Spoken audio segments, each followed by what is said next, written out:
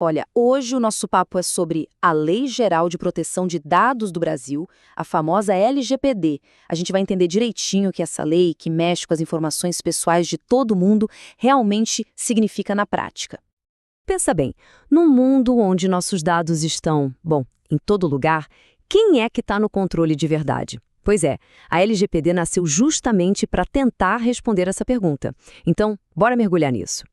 E para a gente entender bem, a gente dividiu essa conversa em 5 partes. Vamos começar do básico, o que é a lei, e vamos até às consequências mais práticas dela.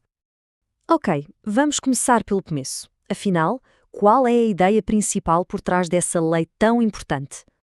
Logo no primeiro artigo, a lei já deixa bem claro o seu objetivo principal: proteger direitos que são fundamentais, como liberdade e privacidade. E isso vale tanto no mundo digital quanto fora dele, sabe? É sobre o desenvolvimento da pessoa como um todo. E o artigo 2º mostra os pilares da LGPD. E aqui tem uma coisa bem interessante. A lei tenta criar um equilíbrio. De um lado, ela foca muito no respeito à privacidade, na autodeterminação, ou seja, dar poder para a pessoa.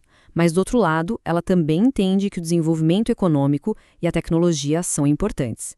É uma balança, sabe? Proteger o cidadão sem frear a inovação. Beleza. Para a gente seguir em frente e entender a lei a fundo, a gente precisa falar a mesma língua. Vamos dar uma olhada em alguns termos-chave que o artigo 5º define. O primeiro e talvez o mais básico é dado pessoal. E olha, é importante pensar nisso de um jeito bem amplo. Não é só o nome ou o CPF, não. Pode ser um e-mail, a localização do celular, até o histórico de compras, enfim, qualquer informação que possa, de alguma forma, levar até uma pessoa. Depois, a gente tem o dado pessoal sensível. A lei dá uma atenção especial para esse tipo de dado. Por quê? Porque informações sobre raça, religião, opinião política ou saúde, por exemplo, têm um potencial muito maior de serem usadas para discriminar alguém. Por isso, a proteção aqui é bem mais rigorosa. E quem é o dono desses dados? A lei chama de titular. É bem simples. É a pessoa a quem os dados se referem. É o dono da informação. Certo. E tudo que uma empresa faz com esses dados, a lei chama de tratamento. E esse é um termo que cobre, bom, tudo. Desde o momento em que o dado é coletado, passando pelo jeito que ele é guardado, até a hora em que ele é apagado. A LGPD também define quem é quem nessa história. Pensa assim: o controlador é quem decide o que vai ser feito com os dados. Por exemplo, uma loja que decide pegar e-mails para mandar propaganda. Já o operador é quem bota a mão na massa, quem executa essa tarefa, tipo a empresa de e-mail marketing que envia as mensagens. Um manda, o outro obedece. Ok, agora que a gente já está falando a mesma língua, vamos para a parte prática. Quando é que uma empresa pode, legalmente, usar dados pessoais? E aqui o artigo 7º traz uma coisa que muita gente se confunde. O consentimento, aquele ok que a gente dá, não é o único motivo que permite o uso dos dados. Na verdade, é só uma das 10 razões possíveis.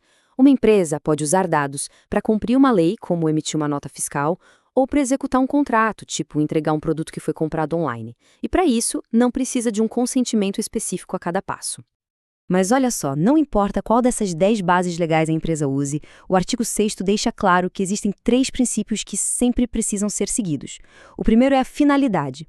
A empresa tem que ter um motivo claro e específico para usar o dado. O segundo é a necessidade.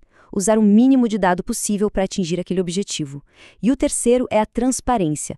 A pessoa tem o direito de saber, de forma clara, o que está acontecendo com as suas informações. Tá, mas e na prática? Que direitos essa lei dá pra gente, pro cidadão comum? E aqui a gente chega no que talvez seja o coração da LGPD. O artigo 17 faz uma virada de chave fundamental. Ele diz que os dados pessoais pertencem à pessoa e não à empresa que os coletou. Parece simples, mas isso muda completamente a lógica do poder. E essa ideia de ser dono dos dados se transforma em direitos muito concretos, que estão lá no artigo 18. Isso significa que é possível pedir para uma empresa corrigir um dado que está errado, ou até mesmo apagar uma informação que foi coletada só com base no consentimento. Ou seja, o indivíduo passa a ter ferramentas reais para agir. Mas a gente sabe que uma lei só funciona de verdade se tiver fiscalização, né? Então, quem é que garante que tudo isso seja cumprido? E o que acontece se alguém quebrar as regras? Para isso, a lei criou a ENPD, a Agência Nacional de Proteção de Dados. É ela que funciona como a guardiã oficial da LGPD, o órgão que fiscaliza tudo. E as sanções estão lá no artigo 52, mostram que a coisa é séria.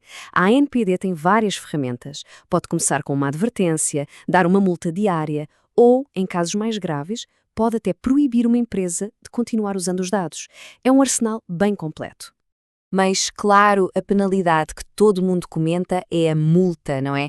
E ela pode chegar a um valor bem alto, até 50 milhões de reais por infração. Então, no fim das contas, o mais importante de entender é que a LGPD não é só um manual de regras para as empresas. É, na verdade, uma ferramenta que dá poder para cada cidadão. No fundo, a lei é sobre isso. É sobre dar as ferramentas para que esse tipo de pergunta possa ser feita e, mais importante, que ela tenha que ser respondida. A LGPD transforma a proteção de dados, que parecia algo técnico, em um direito de cidadania. Isso muda para sempre o jogo entre as pessoas e as organizações aqui no Brasil.